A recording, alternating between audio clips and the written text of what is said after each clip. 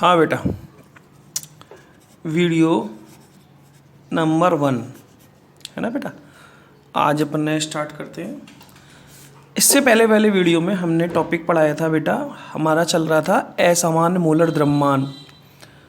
असामान्य मोलर द्रव्यमान मैंने बोला था, जब किसी विलेय पदार्थ को किसी विलायक में घोलते हैं तो उस विलेय पदार्थ के वास्तविक मोलर द्रव्यमान में होने वाली कमी या वृद्धि को असामान्य मोलर द्रव्यमान कहते हैं।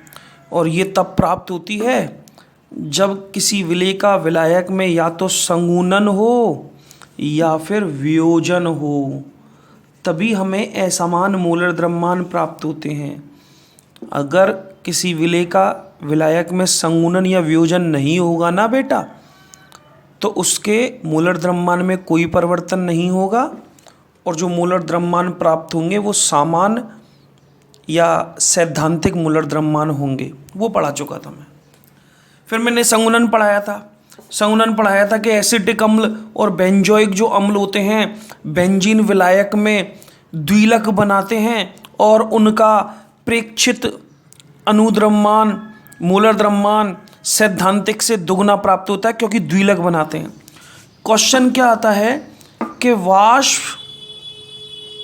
दाब घनत्व विधि से एसिटिक अम्ल का अनुभार 120 प्राप्त होता है, क्यों?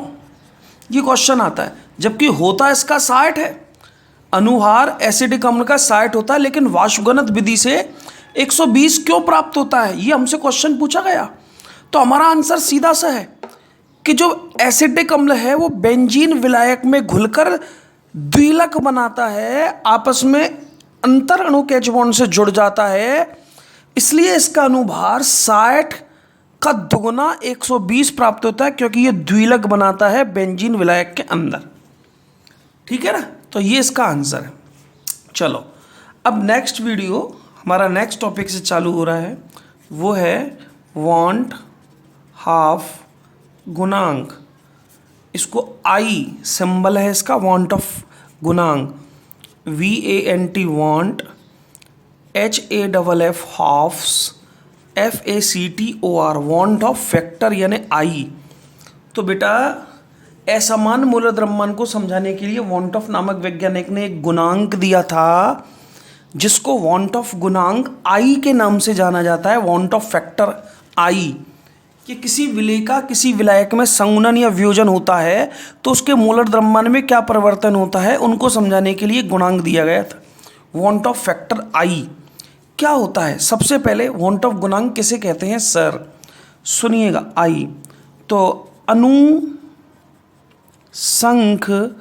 गुणधर्म के प्रेक्षित मान बटे अनुसंख गुणधर्म के सैद्धांतिक मान का अनुपात वांट ऑफ गुणांक I कहलाता है।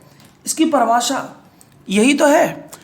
आप परिभाषा कैसे दोगे कि अनुसंग गुणधर्म के प्रेक्षित मान और अनुसंग गुणधर्म के सैद्धांतिक मान का अनुपात वांट ऑफ गुणांक I कहलाता है।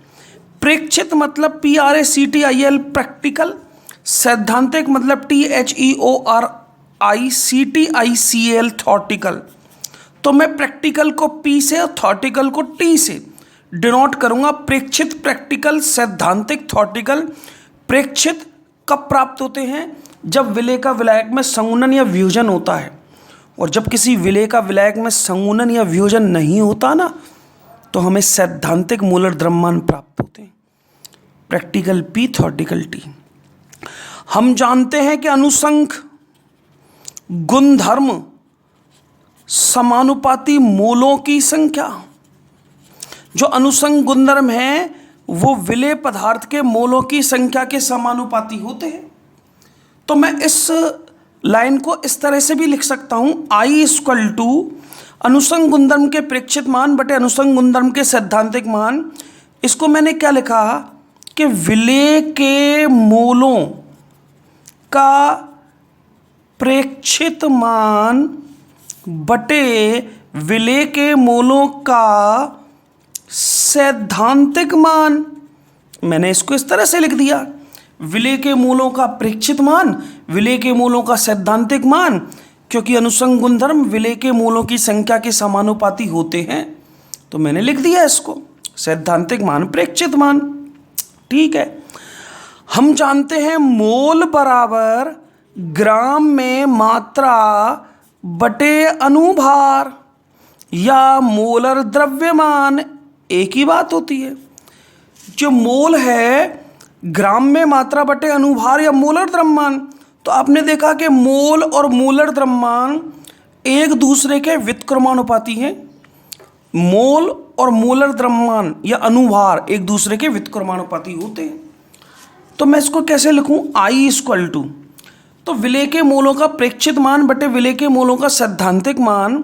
तो मैंने क्या लिखा कि विलेय के मोलर द्रव्यमान या अनुभार का सैद्धांतिक मान बटे विलेय के मोलर द्रव्यमान या अनुभार का प्रेक्षित मान। इसको मैंने ऐसे लिख दिया भाई, इसको इस रूप में, इसको इस रूप में। मैं इनके अलग अलग रूप लिख रहा हूं बेटा। अनुसंग गुणधर्म मूलों के समानुपाती, तो प्रेक्षित प्रेक्षित सैद्धांतिक सैद्धांतिक।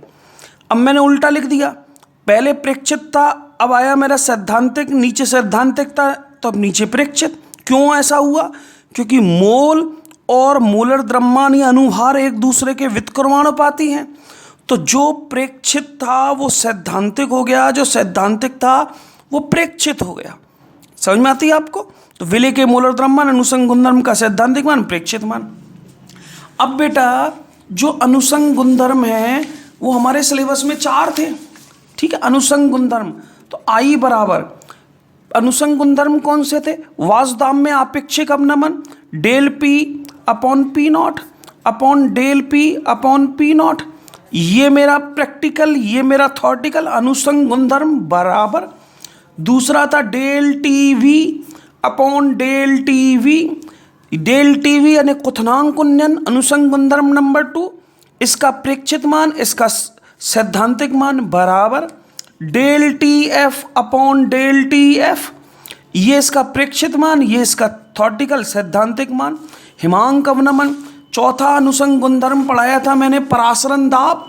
तो परासरण दाब यानी पाई, पाई पी अपॉन पाई टी, प्रेक्षित मान सैद्धांतिक मान। क्योंकि ये सारे अनुसंग गुणधर्म बराबर क्यों लिखे हैं मैंने, क्योंकि सब मोलों की संख्या के समानुपाती होते हैं। सारे अनुसंग गुणधर्म जो हमने पढ़ाए थे इस सिलेबस में, इस पार्ट में 4, 1 2 3 4, चारों ही विलेय के मोलों के संख्या के समानुपाती होते हैं। तो सबसे पहला जो सूत्र था कि अनुसंग गुणधर्म का प्रेक्षित मान, अनुसंग गुणधर्म का सैद्धांतिक मान। तो सबसे पहले मैंने ऊपर प्रैक्टिकल प्रैक्टिकल प्रैक्टिकल यानी प्रेक्षित लिखे, नीचे सैद्धांतिक सैद्धांतिक सैद्धांतिक लिखे हैं बेटा। ये वासुदाम में आपेक्षिक अवनमन, क्वथनांक उन्नयन, हिमांक अवनमन और परासरण दाब सब बराबर होते हैं, क्योंकि सब विलेय के मूलों की संख्या के समानुपाती होते हैं। ठीक है, तो मेरा सूत्र ये अनुसंग गुणधर्म या वांट ऑफ गुणांक मैंने पढ़ाया, परिभाषा ये रही, इसके आधार पर मुझे परिभाषा देनी है। ये अलग अलग तरीके से अलग अलग मान लिखे मैंने, इसको इस रूप में लिख लो या इसको इस रूप में, तो इसके रूप हैं, चाहे किसी भी रूप में इसको लिख लो, सब सही हैं। एक रूप से दूसरा रूप, दूसरे रूप से तीसरा रूप, है ना बेटा। अब 3 पॉइंट लिख रहा हूँ, इन पर कई बार क्वेश्चन आया है। I बराबर 1, I ग्रेटर देन 1 और I लेस देन 1। आपसे पूछेगा इनका क्या मतलब है, हमसे ये पूछा जाएगा। I का मान 1, इसका मतलब बताओ। I ग्रेटर देन 1, इसका मतलब बताइए। I लेस देन 1, इसका मतलब बताइए। हमसे पूछा जाएगा कि इनका मतलब क्या है, क्या अर्थ होता है इनका। तो हम क्या बताएंगे, सुनिएगा। ये देखिए, I greater than 1, less than 1 और बराबर 1। I 1 बड़ा कब होता है, I का मान 1, इसका मतलब क्या है सर ये बताओ कि आई का मान 1 होगा तो क्या परिवर्तन होगा, क्या चेंजेस होंगे, क्या मतलब होता है इसका। ठीक है,